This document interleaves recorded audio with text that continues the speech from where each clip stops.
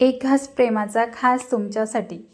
बाहेर पाऊस पडतोय आणि असं झणझणीत काहीतरी खाऊशी वाटतंय, म्हणूनच आज आपण बनवतोय हरभऱ्याच्या डाळीचं वाफवलेलं धिरडं आणि त्याचसोबत झणझणीत काळ्या मसाल्याचा रस्सा. तुम्ही कधी अशी वेगळ्या पद्धतीची भाजी ट्राय केली का? नसेल केली तर हा व्हिडिओ खास तुमच्यासाठी. कधी भाजीला काही नसेल आणि मग तेच तेच खाऊन कंटाळा येतो, म्हणून आज आपण ही रस्सेदार भाजी बनवतोय एकदम साध्या सोप्या पद्धतीने. रेसिपीला सुरुवात करूया. इथं मी अर्धी वाटी हरभऱ्याची डाळ घेतली आहे, तर ती स्वच्छ धुवून घ्यायची आहे. नंतर याच्यामध्ये 1 ग्लास पाणी ओतून रात्रभर अशीच भिजत ठेवायची. तुमच्याकडे जर वेळ कमी असेल तर तुम्ही कोमट पाण्यामध्ये 2 तासामध्ये ही डाळ भिजवून घेऊ शकता.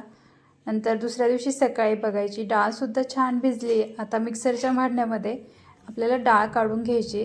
नंतर त्यामध्ये 2 हिरवी मिरची, 7 ते 8 लसणाच्या पाकळ्या, 1 इंच आल्याचा तुकडा, 1 चमचा जिरं, मीठ आणि थोडीशी कोथिंबीर. आता पहिल्यांदा आपल्याला असंच हे वाटायचं आहे. नंतर गरजेनुसार अगदी 2 चमचे इथे पाणी वापरून आपल्याला ही डाळ वाटून घ्यायची आहे. तर वाटताना पण एक गोष्ट लक्षात ठेवा, जास्त फाईन पेस्ट करायची नाही, अशी रवाळ वाटून घ्यायची आहे. आता दुसरीकडे आपण गॅस चालू करायचा आहे आणि तवा आपल्याला गॅसवर ठेवायचा आहे. थोडंसं तेल टाकायचं आहे आणि आता आपल्याला थोडा तवा कोमट झाला की जे वाटण तयार करून ठेवलं होतं ते तव्यावर टाकून आपल्याला थापून घ्यायचं आहे. आता हे धिरडं आपल्याला जास्त पातळ किंवा खूप जाड पण नाही, असं मध्यम ठेवायचं आहे, म्हणजे रश्श्यात ते विरघळणार नाही. आता छान याला थोडंसं भाजून द्यायचं आहे, नंतर झाकण ठेवायचं आहे. नंतर झाकण काढून कढईने थोडंसं तेल सोडायचं आहे, म्हणजे छान मोकळं निघेल. आता पुन्हा झाकण ठेवूया. तर 2-3 मिनिटांनी बघायचं आहे. तर आता कढा पण सोडला आहे. आता हे आपल्याला उलटून घ्यायचं आहे. एरवी आपण बेसन पिठाचं धिरडं करून त्याची भाजी बनवतो, पण ही एकदम चवदार होते, कारण आपण याच्यामध्ये डाळीमध्ये हिरवी मिरची, लसूण, आलं सगळ्या गोष्टी वापरल्या, त्यामुळे ही भाजी एकदम चविष्ट होते. आता आपल्या इथे धिरडं तयार झाले, थंड करून घेऊया. तर अशा पद्धतीने इथे आपण धिरडं करून घेतले. आता थंड होतोय तोपर्यंत इथे कांदा आपण कापून घेऊया. आता काळ्या मसाल्याचं वाटण तयार करायचं आहे. तर नेहमीप्रमाणे आपण इथे कांद्याचं साल काढून घ्यायचं आहे, मधोमध 4 काप द्यायचे आणि आपल्याला हे आता गॅसवर भाजून घ्यायचं आहे. जर तुमच्याकडे जाळी नसेल तर तुम्ही तव्यावर सुद्धा हा कांदा भाजू शकता. त्याचसोबत मी इथे एक खोबऱ्याचा तुकडा पण घेतला आहे, तो सुद्धा गॅसवर चांगला भाजून घ्यायचा आहे. आता इथं खोबरं पण छान भाजून घेते.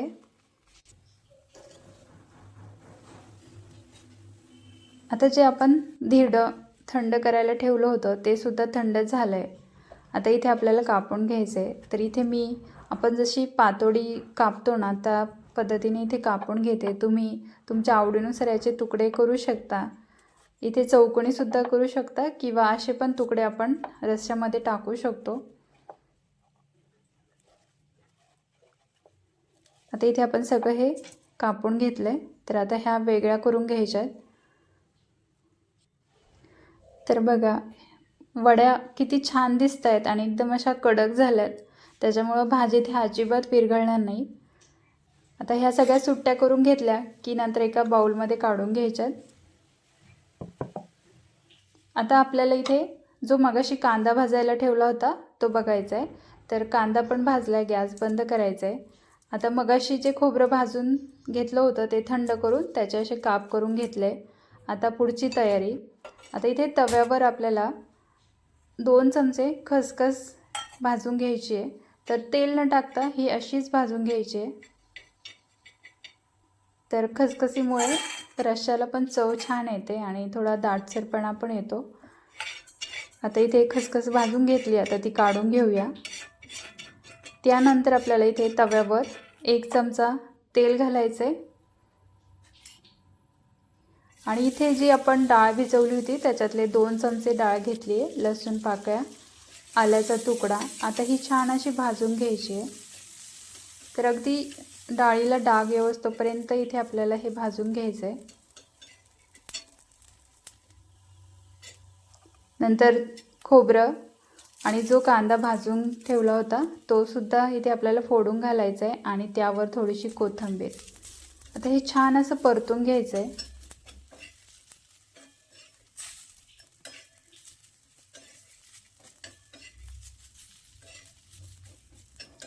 तर रश्श्याचा रंग छान येण्यासाठी ही पण टीप लक्षात ठेवा. मसाला छान असा परतून म्हणजे खमंग भाजून घ्यायचा आहे. आता भाजून झाला, एका प्लेटमध्ये काढून घेऊया आणि मसाला आता पूर्णपणे थंड करून घेऊया. आता याचं वाटण तयार करायचं आहे.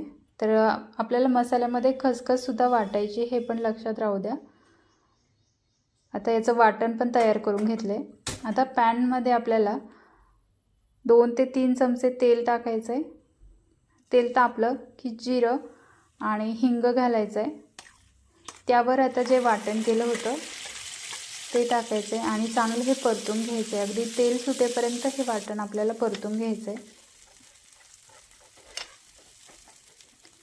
आता भाजीला तरी आणि रंग येण्यासाठी काळा मसाला तयार करताना कांदा आणि सुकं खोबरं खमंग भाजून घ्यायचं, म्हणजे छान असं रंग येतो आणि तरीसुद्धा छान येते. यानंतर आता इथे मसाले टाकायचे. तर मसाले मी डिस्क्रिप्शनमध्ये दिलेले आहे, तिथे जाऊन तुम्ही बघू शकता. आता हे छान असं परतून घ्यायचं आहे, म्हणजे तेल सुटेपर्यंत परतून झालं की यामध्ये आपल्याला उकळतं पाणी घालायचं आहे. थंड पाणी अजिबात वापरू नका.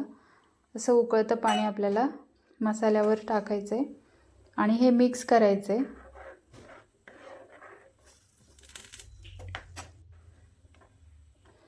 आता छान हे उकळून घ्यायचं आहे. नंतर चवीपुरतं मीठ टाकायचं आहे. तर वड्या कधी टाकायच्या, जर धिरड्याच्या वड्या रश्श्यामध्ये लगेच टाकायच्या नाही. रस्सा पूर्ण तयार झाल्यावर शेवटच्या उकळीत आपल्याला वड्या सोडायच्यात आणि फक्त 2 मिनिटे वाफ काढायची आहे. आता छान उकळला आहे रस्सा. आत्ता ह्या स्टेजला आपल्याला वड्या टाकायच्यात आणि खूप वेळ रश्श्यात उकळला तर त्या जास्त मऊ होऊन रश्श्यात विरघळू शकतात. त्यामुळं फक्त आपल्याला 2 मिनिटाकरिता हे रश्श्यात उकळून घ्यायचे, म्हणजे एक वाफ काढून घ्यायची. आता वरून 2 हिरवी मिरचीमध्ये चीर देऊन घेतली, नंतर थोडीशी कोथिंबीर. आता हे मिक्स करून आपल्याला 2 मिनिटाकरिता झाकण ठेवायचं आहे. अगदी नंतरच्या 2 मिनिटामध्ये आपली ही धिरड्याची रस्सा भाजी तयार होते. आता झाकण काढून पुन्हा एकदा मिक्स करायचं आहे. तर बघा, तयार झाली ना आपली धिरड्याची अशी झणझणीत रस्सा भाजी. आता गॅस बंद करायचा आहे. आता इथे एका प्लेटमध्ये काढून घेऊया. तर वड्यासुद्धा आहे तशाच आहेत, अजिबात विरघळल्या नाही. तर रंग पण किती छान आलाय. तर तयार आहे आपला हा गावरान पद्धतीचा धिरड्याचा रस्सा. ही रेसिपी नक्की बनवून बघा आणि नेहमीच्या वड्यांची भाजी विसरून जाल एवढी भारी होते ना, बघूनच तोंडाला पाणी सुटलं. मग वाट कसली बघताय, आजच बनवा आणि गरमागरम भाकरीसोबत फस्त करा. तर ही भाजी तुम्ही भाकरीसोबत, चपातीसोबत किंवा भातासोबतसुद्धा खाऊ शकता. इतकी अप्रतिम लागते ना. तर तुम्हाला जर हा व्हिडिओ आवडला असेल तर एक लाईक नक्की करा आणि चॅनलवर नवीन असाल तर सबस्क्राईब करायला विसरू नका. पुन्हा भेटूया अशाच एका चमचमीत स्वादासह. तोपर्यंत मस्त खा आणि स्वस्त राहा. Bye bye.